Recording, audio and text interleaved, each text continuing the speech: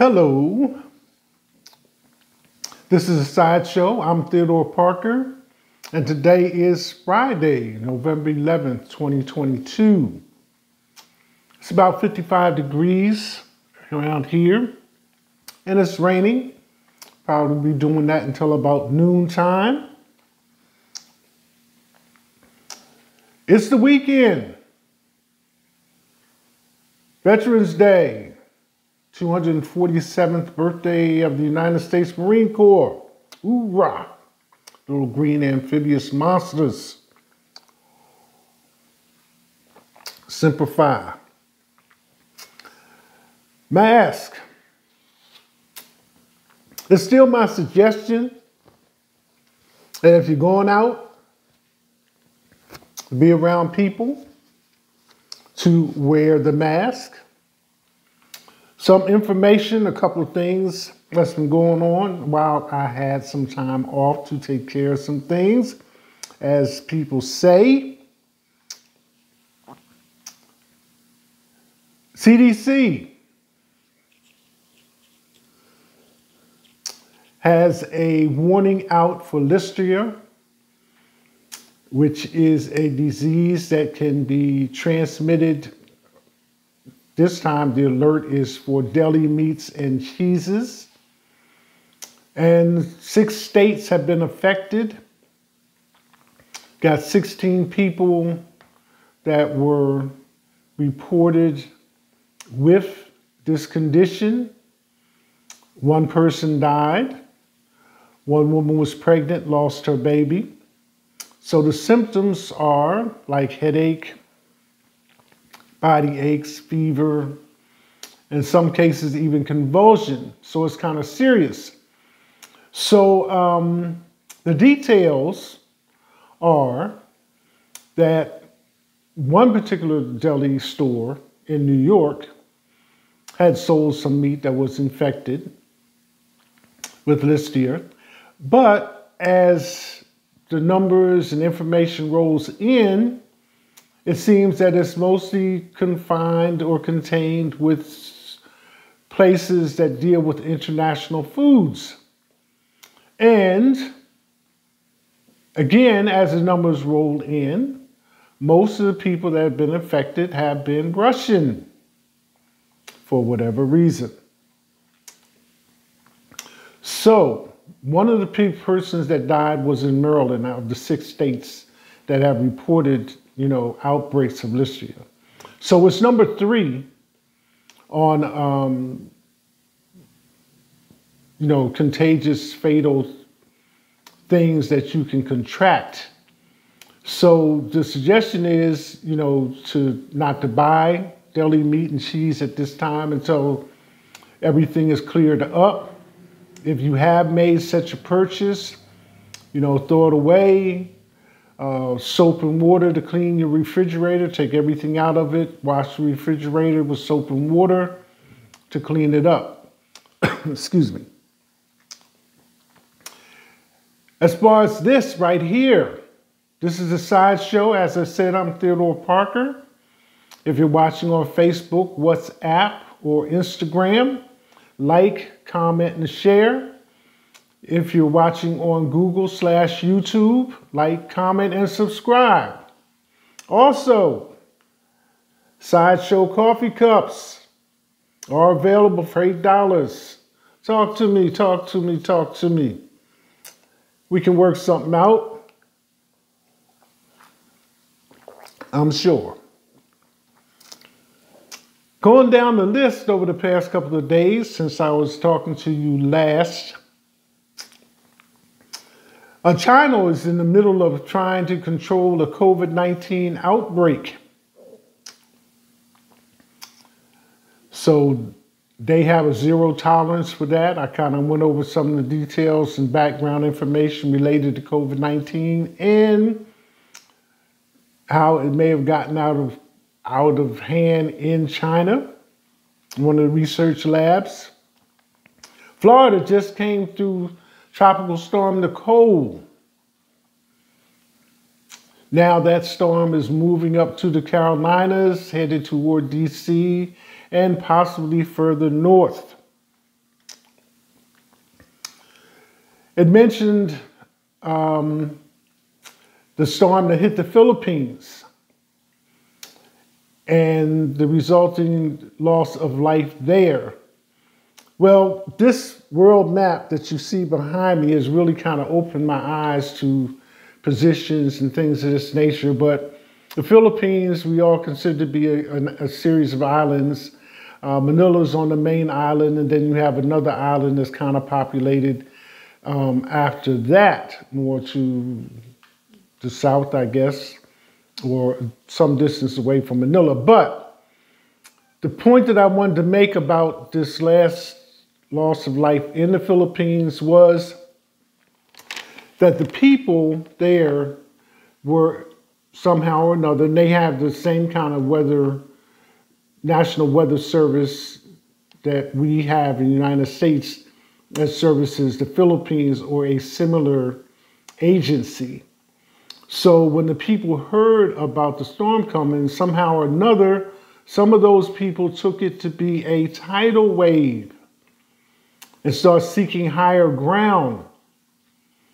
And then the consequences of doing that, the torrential rains caused a boulder landslide. And so that resulted in the additional loss of life. Now the count is up to around 100 due to that misunderstanding. Talking about Russia and the Russians. If you see over my shoulder here, this little yellow section right here, okay, that's Russia. Russia extends all the way like from Belarus, all the way over here. And then if you see on this side, there's another little yellow spot right there. Okay, that's Russia as well. So if this was put on a globe, it would spin around the top. But the interesting thing is, this little yellow spot, that is Russia, next to that little green spot is Alaska. And if you consult your history, United States purchased Alaska from the Russians. Another thing that this world map has helped me with, you've got on this side, you got Europe and all the other countries that go with that. On this side, the United States, a little green spot, South America. I can see more better how all these little places are connected. There's so many little islands and things dotting these land masses besides the seven major continents, that there has been some theory advanced that early in man's history, the only way you could get around, not like today, cars, trains, and planes, was to walk. Now, using perspective, you wouldn't obviously be able to walk across the Pacific or the Atlantic or the Pacific on this side, but you could connect, and as close as Alaska is to Russia, it's almost like you could take a stone and throw it over there. But Russia is known for having the most land territory, which boggles the mind as to why they would be over in Ukraine trying to talk about they need their land. And China has the most people. So just a few interesting facts, north to south, Greenland, Norway, Australia, again, South America, Brazil just had their elections. So all those things are a part of it. So it's been interesting. So I decided to put that up. And since I am dealing with the world and its reports and information and news, now you have a perspective as to how things are situated and where. Food recall. Domino's sugar and CNH sugar cubes for metal pieces. I don't know if you heard it, but seems like a metal screen fell into the machine and broke up into little pieces, and now they have this danger of metal in the Domino's sugars and CNH sugar cubes. Excuse me. Bitcoin and cryptocurrency. Feds announced seizure of 3.36 billion in Bitcoin stolen a decade ago from illegal Silk Road marketplace, the second largest crypto recovery. Talk about politics for a minute right quick.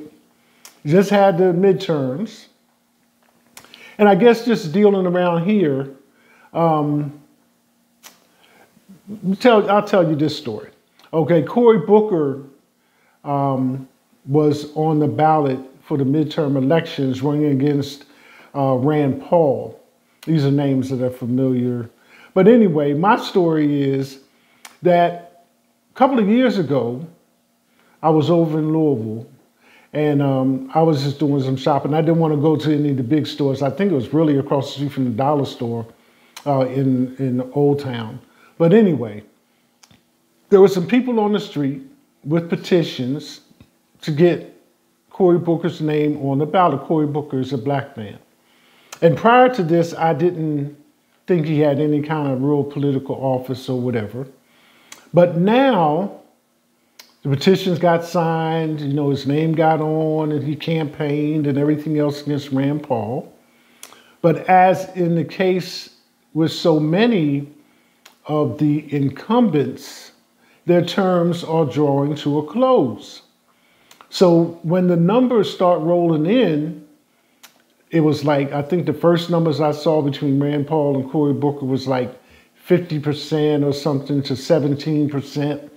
And I was just like, well, I guess that's the end of that one. But come to find out, since Rand Paul is going out, then Cory Booker will be sitting down. So amazing as it seems, that's something that I've watched on my own timeline, participated in, signed a petition for, and here it is. Cory Booker seated in the office. Black man. The other one is, or another one, is the mayor of Louisville, Greg Fisher. He's fulfilled his terms of office.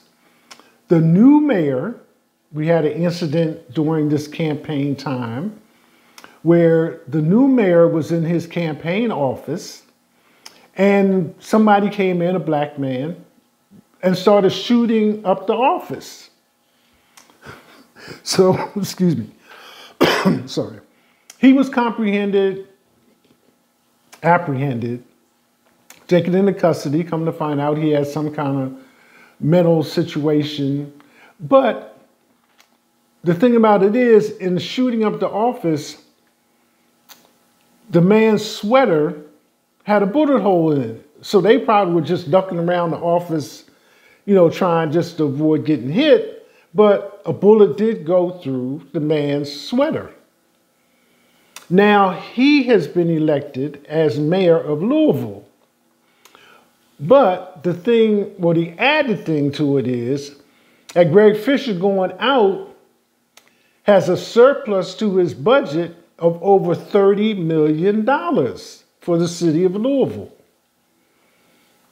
So, coming into the office, I mean, they're talking about how they're going to spend it and who's going to get it and all that kind of stuff. But I never heard of anybody having a surplus of $30 million, more than $30 million, at the end of the fiscal year, and they're going out of office. So you can't complain that he's leaving the city in dire straits and needing money and everything's all messed up.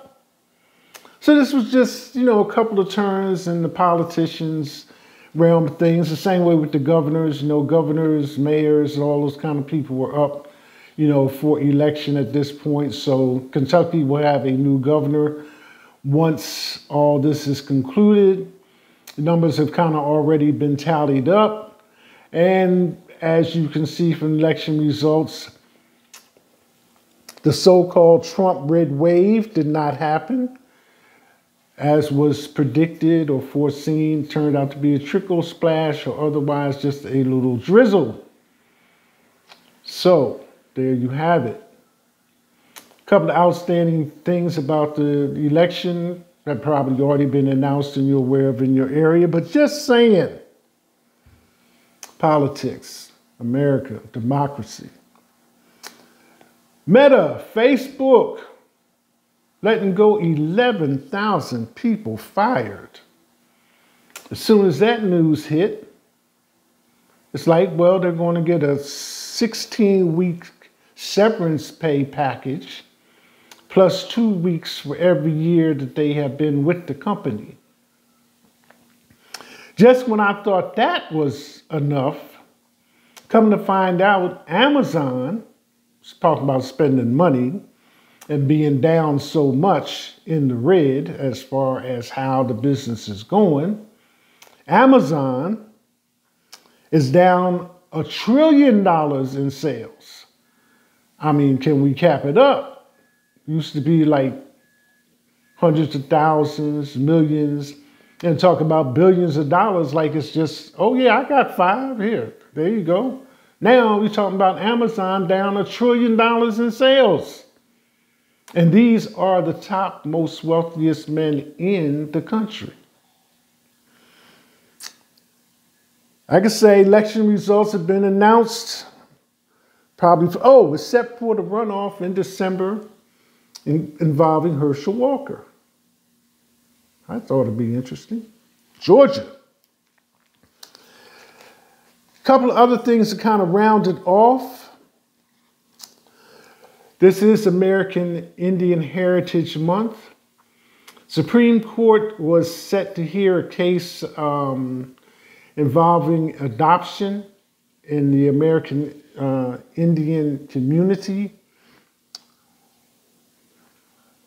There had been a law passed, or an act or whatever, that kind of specified that as far as American Indian children, in regards to adoption or their being orphans, that the preference was that they be adopted by other American Indian families. So that is held true up until recently, because now there was a case, went to court, of a family that is not American Indian that had adopted, I think, an American Indian boy, and they wanted to adopt his American Indian sister. So they took the case to court because of the culture of the American Indians, saying they want their children to be educated and brought up in their culture. So I don't think the Supreme Court is probably, I think they did not go against that in that sense. So it might even, I don't want to speculate and project some bad feelings out there, but they might want to take the boy away from the non-Indian couple and put him and his sister in a Indian home, or someone that has American Indian bloodlines, or can further the culture like that. Excuse me. So that was just one case I ran across. And talking about the elections again, several states had on their ballot about voting for slavery, even at this late stage of the game.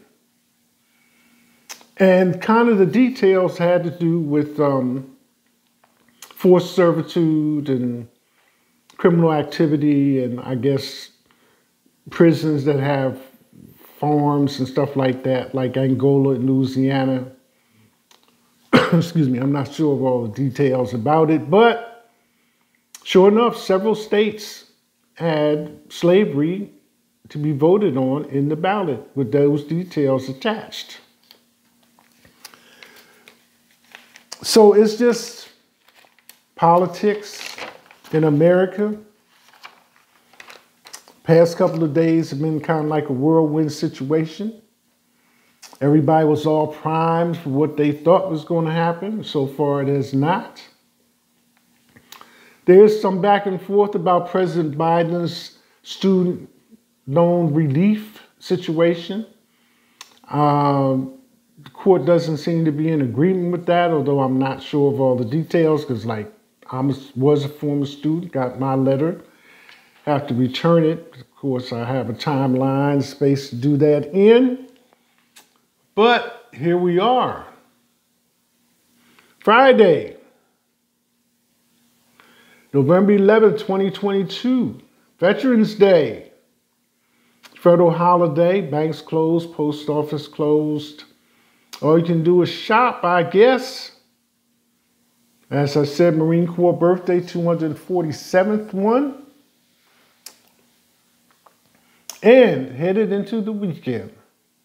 And this situation that I brought up to you about the mask, it's not just me, like having a preference, or the suggestion of the CDC is that you wear the mask if you're going out, and if the positivity rate in your area is above 5%, because in this area, schools have been closed for the past 2 weeks because of illness. And I can go out any day, shopping, take care of anything else inside a building, and find a majority of the people with no mask. So it speaks for itself.